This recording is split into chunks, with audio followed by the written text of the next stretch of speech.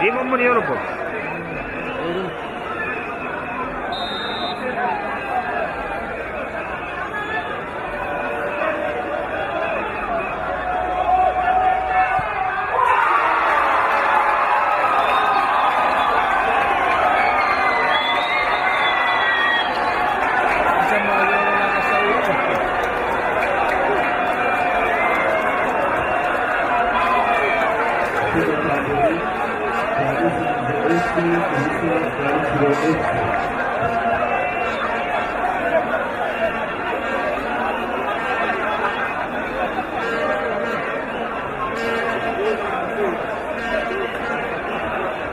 igitego cy'inkaramazi ndavuga Musanze Football Club amakiyongera menshi cyane kuri Musanze